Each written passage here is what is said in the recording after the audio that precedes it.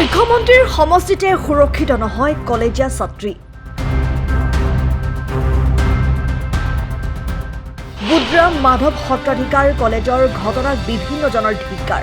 জালুকবাৰী সমষ্টিৰ অন্তৰ্গত শুৱালকুছি বুদ্ৰাম মাধৱ সত্ৰাধিকাৰ মহাবিদ্যালয়ৰ চৌহদতে ছাত্ৰীক অশালীন ব্যৱহাৰ অভিযোগ দুগৰাকী ছাত্ৰৰ বিৰুদ্ধে।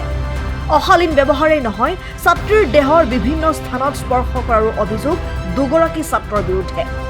এই ঘটনা সন্দৰ্ভত মহাবিদ্যালয়খনৰ অধ্যক্ষৰ ওচৰত অভিযোগ দিয়াৰ পিছতো কোনো ব্যৱস্থা গ্ৰহণ নকৰি অভিযোগ দিবলৈ যোৱা ছাত্ৰীক অশালীন ব্যৱহাৰ কৰাৰ অভিযোগ অধ্যক্ষৰ বিৰুদ্ধে।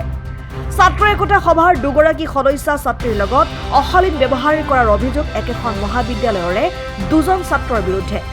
এই বিষয়টো সন্দৰ্ভত ছাত্ৰী দুগৰাকীয়ে মহাবিদ্যালয়ৰ অধ্যক্ষক অভিযোগ দিয়াৰ পিছতো কোনো ব্যৱস্থা গ্ৰহণ নকৰি বিষয়টো গাপ দিয়াৰ চেষ্টা কৰাৰ অভিযোগ ভুক্তভোগী ছাত্ৰীৰ। ঘটনা সন্দৰ্ভত ন্যায় বিচাৰি শুৱালকুছি আৰক্ষী থানাত ছাত্ৰী দুগৰাকীয়ে এজাহাৰ দাখিল কৰে।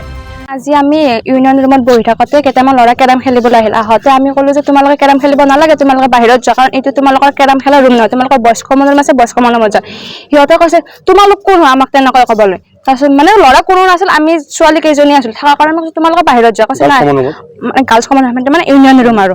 তাৰপিছত হ'লে সিহঁতে মানে নাই নাযায়, মানে অভদ্ৰামী কৰাৰ দৰে হৈছে। মানে অম শৰ্মা বুলি ল'ৰা এজন আছে, সি মানে মোৰ পৰা সন্মুখত আহিছে। আহোঁতে মই ক'লো তোমাৰ সেনেকৈ ব্যৱহাৰ কৰিলে নহয়। তাৰপিছত সেই সময়তে আমাৰ GS আহি পাইছে কৰণ। আহোঁতে তাৰপিছত মানে এটা ল'ৰাৰ লগত মানে সি মানে অভদ্ৰামীয়ে কৰিছে ইয়াৰ লগত। তাৰপিছত সি মানে তাক গলটাই ওলাই দিয়াৰ দৰে হৈছে। তাৰপিছত আৰু মানে সিহঁতে অভদ্ৰামী কোন হয় তহঁতক চাই ল'ম, আৰু মানে আগে পিছেও সেই ল'ৰাজনে মানে কমেণ্ট কৰে যে ওটা আহিছে সিহঁতক একদিন চাই ল'ম বোলো। তাৰপিছত মানে মোক আৰু চুৰণিখনত ধৰি টানিছে আৰু এক মানে হাত দিছে আৰু ল'ৰাজনে। সেনে অভদ্ৰামী। মানে কলেজত থাকি কিনে যদি সুৰক্ষিত নহওঁ আমি, তেনেহ'লে আমি ক'ত সুৰক্ষিত হ'ম? অধ্যক্ষৰ আমি এই বিষয়ে আগতে জনাইছিলো, কাৰণ সেই ল'ৰাকেইটাৰ আমাৰ আগতে মানে সেনেকুৱাই হৈছিল। হোৱাৰ কাৰণে অধ্যক্ষই কৈছে তোমালোকে সৰু সৰু কথা ইমান ডাঙৰ কৰি কিনে একো লাভ নাই, তোমালোকে যোৱা। সেনেকৈ ক'লে। আজিও আমি গৈছো, মানে থানাত আহি কিনে যোৱাৰ পিছত আমাক ক'লে যে তোমালোকে কলেজত যোৱা।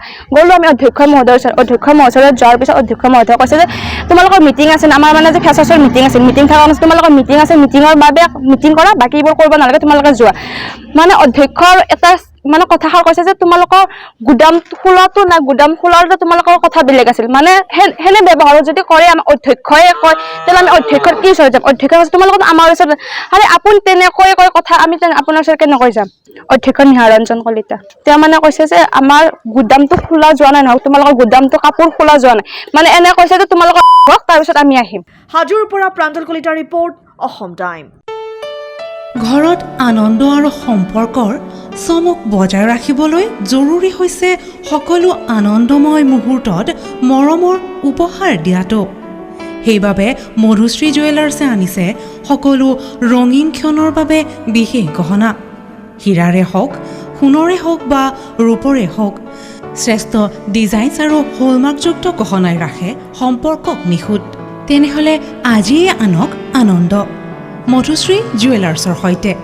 যোগাযোগ কৰক 7002800341 নাইবা ভিজিট কৰক LNB ৰোড, নলবাৰী, অসম।